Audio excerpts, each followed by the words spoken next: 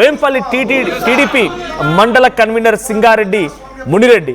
అంబటి పైన అప్పుడు ఆయన ఫిర్యాదు ఆధారితంగా సెక్షన్ 352, 353, 196(1) సెక్షన్ల కింద కేసు కూడా నమోదు చేశారు వేంపల్లి పోలీసులు. ఇప్పుడు సీఎం చంద్రబాబును తిట్టిన కేసులో ఆయన అక్కడికి విచారణకు హాజరయ్యారు. అంబటి రాంబాబు పైన రాష్ట్ర వ్యాప్తంగా 36 కేసులు నమోదయ్యాయి.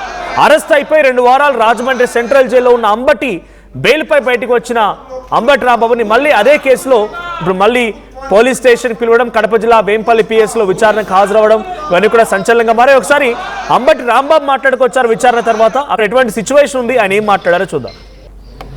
నా మీద కుడిగందులోను అదేవిధంగా వేంపల్లిలోను 2 కేసులు రిజిస్టర్ అయిన సందర్భంగా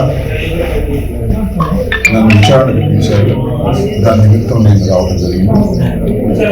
నా ప్రీతమ నాయకుడు దివంగత రాజశేఖర రెడ్డి గారి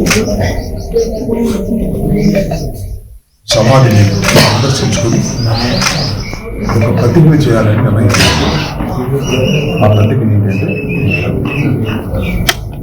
సాధ్యపడని అసత్యపు వాగ్దానాలతో రాష్ట్ర ప్రజలను మోసం చేసి అధికారంలోకి వచ్చిన కూటమి ప్రభుత్వాన్ని ప్రజాస్వామ్య పద్ధతుల్లో కూల్చి వైఎస్ఆర్ కాంగ్రెస్ పార్టీ అధినేత వైఎస్ జగన్మోహన్ రెడ్డి గారిని అధికారంలోకి తీసుకొచ్చేంత వరకు అలుపెరగని పోరాటం చేస్తామని, ఈ పోరాటంలో ఎన్ని కుట్రలు, కుతంత్రాలు, దాడులు, కేసులు, జైళ్లు ఎదురైనా ధైర్యంగా పోరాడతామని వైఎస్ రాజశేఖర రెడ్డి గారి సాక్షిగా ప్రతిజ్ఞ చేస్తున్నాను. ఈ ప్రతిజ్ఞ రాజశేఖర రెడ్డి గారు పాదయాత్ర ప్రారంభించినప్పుడు మేము ఆయనతో పాటు నడవడానికి ప్రయత్నం చేసినప్పుడు ఎక్కువ దూరం నడవలేము అనుకున్నాం. కానీ చేవెళ్ళ నుంచి ఇచ్చాపురం వరకు నడిపించే ధైర్యాన్ని ఇచ్చినటువంటి రాజశేఖర రెడ్డి గారు ఈ పోరాటంలో కూడా నాకు ధైర్యాన్ని ప్రసాదిస్తాడని హృదయపూర్వకంగా వారిని ప్రార్థిస్తున్నాను.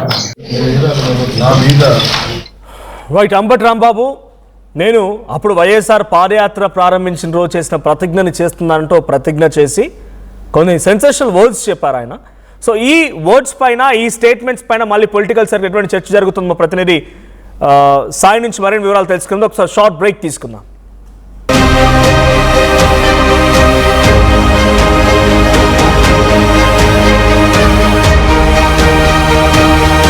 నేటి తెలంగాణ ఎస్ఎస్సి ఫలితాల్లో కేశవరెడ్డి విశ్వరూపం 597, 597, 594, 594, 592, 592, 591, 591, 591, 590, 589, 589, 589, 589,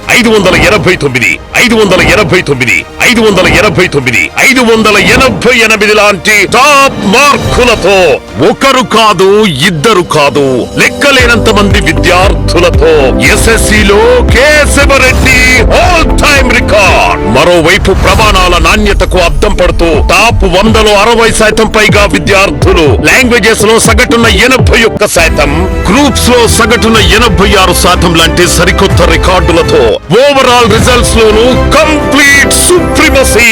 అందుకే టీఎస్ఎస్ఎస్సి అయినా, ఏపీఎస్ఎస్సి అయినా, ఎందులోనైనా సరే ఎవరైనా కేశవరెడ్డి తర్వాతే.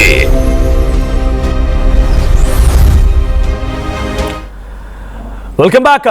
సో మొత్తంగా గతంలో ముఖ్యమంత్రి చంద్రబాబుని దూషించిన కేసులో ఆయన జైలుకు వెళ్ళడం, 2 వారాల పాటుగా జైల్లో ఉండడం, ఆ తర్వాత బెయిల్పై బయటికి రావడం, ఏకంగా నివాసంపై కూడా దాడి జరగడం, ఇవన్నీ జరిగాయి. అప్పుడు ఒక బిగ్గెస్ట్ సెన్సేషన్, ఏకంగా అంబటి రాంబాబు పైన టీడీపీ కార్యకర్తలు దాడి చేసినటువంటి కొన్ని దృశ్యాలు కూడా మనం చూసాం.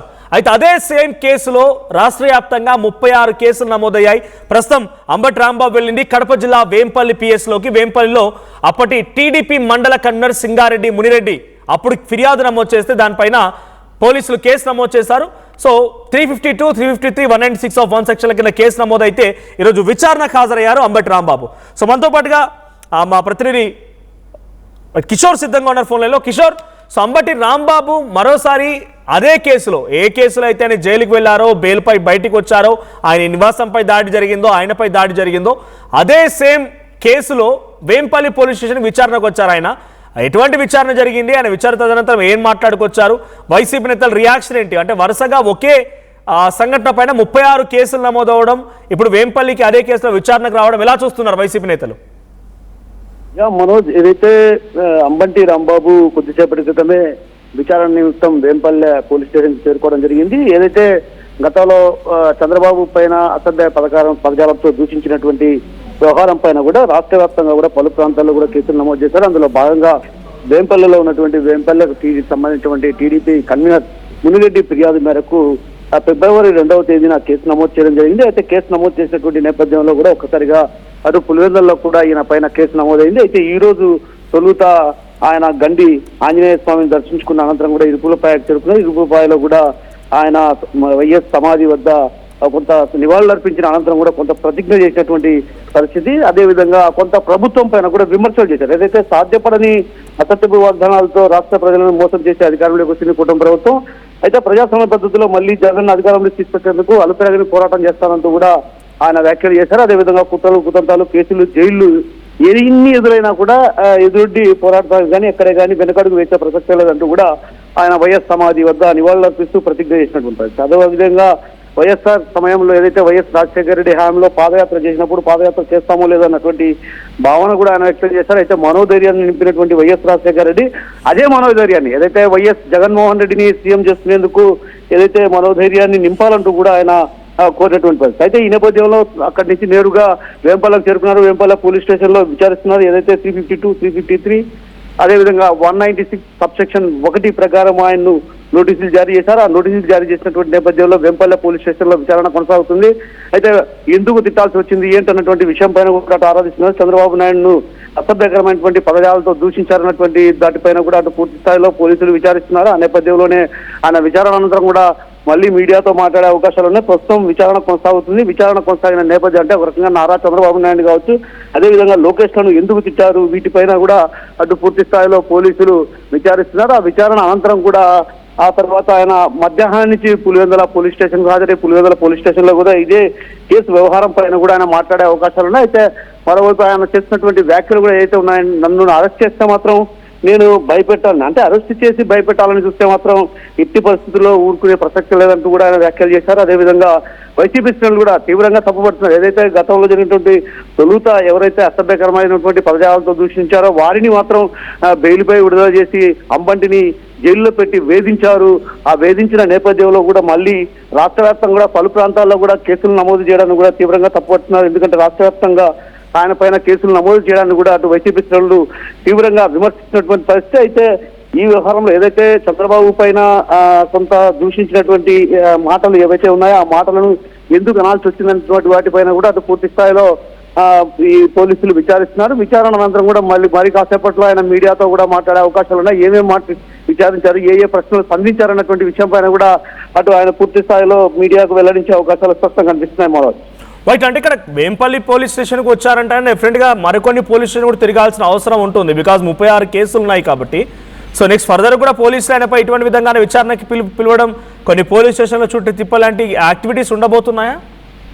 ఖచ్చితంగా మనోజ్, ఏదైతే తను చేసినటువంటి వ్యాఖ్యలు చంద్రబాబుపై తను చేసినటువంటి వ్యాఖ్యల పైన కూడా ఖచ్చితంగా రాష్ట్ర వ్యాప్తంగా 36 పోలీస్ స్టేషన్లలో కేసు నమోదయ్యాయి కాబట్టి ఈ సెక్షన్ల కింద ఆయన నోటీసులు ఇచ్చి ఆ తర్వాత విచారణకు రమ్మని పిలిచే అవకాశం ఉన్నాయి. దీన్ని బట్టి చూస్తే మాత్రం ఖచ్చితంగా రాబోయే రోజుల్లో కూడా ఏదైతే వేంపల్లె పులివెందుల తర్వాత మరికొన్ని పోలీస్ స్టేషన్లో కూడా కేసులు నమోదైన నేపథ్యం కాబట్టి ఖచ్చితంగా ఆయనకు నోటీసులు ఇచ్చి విచారణకు హాజరు కమ్మని చెప్పి పిలిచే అవకాశాలు ఉన్నాయి. ఎందుకంటే దాదాపు 1.5 ఏడాది పాటు ఆయన ఇదే విధంగా పోలీస్ స్టేషన్ల చుట్టూ తిప్పాలన్నటువంటి ఆలోచనతో ఉన్నట్టు తెలుస్తుంది. కాబట్టి ఆ ఉద్దేశం సేమ్ టైం అటు ఆయన ఎన్ని కేసులు ఎదుర్కొన్నారు, జైలుకు వెళ్లారు, జైలు తర్వాత 2 వారాల పాటుగా జైల్లో ఉన్నారు, బెయిల్పై బయటకు వచ్చి ఇవన్నీ జరుగుతున్న క్రమంలో ఆయన ఎక్కడైనా గిల్టీగా ఉన్నారా, పశ్చాత్తాపానికి గురయ్యారా?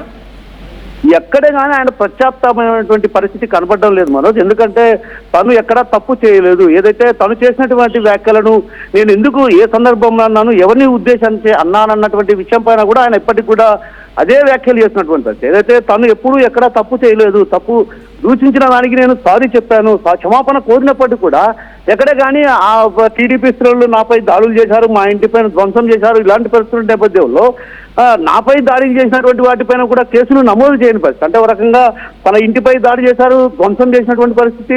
ఒక రకంగా పూర్తి స్థాయిలో ఇంట్లో ఉన్నటువంటి ఫర్నిచర్ కూడా పూర్తిగా ధ్వంసం చేశారు. అలాంటి వారిపైన అంటే ఒక రకంగా అరాచకాలు సృష్టించినటువంటి వ్యక్తులను వదిలేసి తనను మాత్రం బెయిల్ మంజూరు అంటే వాళ్లకు మాత్రం బెయిల్ మంజూరు చేసి తనను మాత్రం 2 వారాల పాటు జైల్లో పెట్టడానికి కూడా ఆయన తీవ్రంగా మనస్తాపానికి గురయ్యారు. అయితే ఆ నేపథ్యంలోనే ఆయన ఎక్కడే కానీ అధైర్యపడేటువంటి పరిస్థితి అయితే కనపడడం లేదు. ఎందుకంటే నేను ఎప్పుడు కూడా తప్పు చేయలేదు కాబట్టి ఒకవేళ పుట్టలు కుదంతాలతో ఎన్ని కేసులు పెట్టి జైల్లోకి పంపించాలని చూసినా కూడా నేను ఎక్కడ వెనుకడు చేసే ప్రసక్తి లేనటువంటి విషయాన్ని ఆయన స్పష్టం చేసినటువంటి పరిస్థితి కనిపిస్తుంది. Manoj right, thank you Kishore. So మొత్తంగా వేంపల్లి టీడీపీ మండల కన్వీనర్ సింగారెడ్డి మునిరెడ్డి ఇచ్చిన ఫిర్యాదు మేరకు గతంలో ముఖ్యమంత్రి చంద్రబాబును దూషించిన కేసులో ఇప్పుడు మళ్ళీ వేంపల్లి పోలీస్ స్టేషన్ ఎదుట విచారణకు హాజరయ్యారు అంబటి రాంబాబు. సో అంబటి రాంబాబు విచారణకు హాజరైన తర్వాత మరికొన్ని కేసులు కూడా ఉన్నాయి, 36 కేసులు నమోదయ్యాయి సేమ్ సంఘటన పైన. మరి అక్కడక్కడ పోలీసులు విచారణ కీలకంగానే పిలిచే అవకాశం కూడా ఉంది. అయితే వేంపల్లి పోలీస్ స్టేషన్ ఎదుట విచారణకు హాజరైన అంబటి రాంబాబు సెన్సేషనల్ వ్యాఖ్యలు చేశారు. ఒకసారి ఆయన ఏం మాట్లాడారో మళ్ళీ చూద్దాం.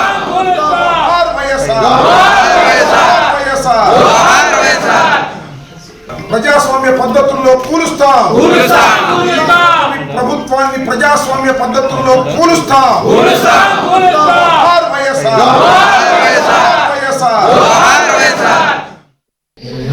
నా మీద కురిమెందులోను అదేవిధంగా వేంపల్లిలోను 2 కేసులు రిజిస్టర్ సందర్భంగా నన్ను విచారణకు పిలిచారు. దాని నిమిత్తం నేను రావడం జరిగింది. నా ప్రీతమ నాయకుడు దివంగత రాజశేఖర రెడ్డి గారి సమాధిని సందర్శించుకుని ఒక ప్రతిజ్ఞ చేయాలని నిర్ణయించాను. ఆ ప్రతిజ్ఞ ఏంటంటే సాధ్యపడని అసత్యపు వాగ్దానాలతో రాష్ట్ర ప్రజలను మోసం చేసి అధికారంలోకి వచ్చిన కూటమి ప్రభుత్వాన్ని ప్రజాస్వామ్య పద్ధతుల్లో కూల్చి వైఎస్ఆర్ కాంగ్రెస్ పార్టీ అధినేత వైఎస్ జగన్మోహన్ రెడ్డి గారిని అధికారంలోకి తీసుకొచ్చేంత వరకు అలుపెరగని పోరాటం చేస్తామని, ఈ పోరాటంలో ఎన్ని కుట్రలు, కుతంత్రాలు, దాడులు, కేసులు, జైళ్లు ఎదురైనా ధైర్యంగా పోరాడతామని. స్కూల్ ఎడ్యుకేషన్ అంటే ముమ్మాటికి ఒక్క కేశవరెడ్డి మాత్రమే. కేవలం 1-2 కెరియర్స్ కి మాత్రమే సిద్ధం చేసే ఇతర కార్పొరేట్ స్కూల్స్ కి భిన్నంగా రేపటి ఎలాంటి కెరీర్ కైనా ఒక సాలిడ్ ఫౌండేషన్ ఒక్క కేశవరెడ్డిలోనే సాధ్యం. మరోవైపు spoken English, communicative skills, personality development, co and extra curricular activities తో కంప్లీట్ ఆల్ రౌండ్ డెవలప్మెంట్. అందుకే కేశవరెడ్డి మాత్రమే అవుతుంది the king of right schooling. 148 plus student-led startups, 11 exited startups, 12 cash flow positive startups. KL deemed to be university. చిన్న చిన్న ఆనందాలు 35 ఏళ్లుగా నా జీవితంలో లేవు. 35 ఏళ్లుగా నేను డైపర్లలో బ్రతికాను. 6 సెంటీమీటర్ల ఫిస్టులా నా మూత్రాశయంలో లీకు కారణమైంది. ఎవరూ నాకు సహాయం చేయలేకపోయారు. AINUలో వైద్యులను కలిసే వరకు అక్కడ వారు రోబోటిక్ శస్త్రచికిత్సతో నాకు పరిష్కారం ఇచ్చారు. వారు నా ఆత్మవిశ్వాసాన్ని కూడా తిరిగిచ్చారు. Precision care makes it possible. The Center for Robotic Surgery at AINU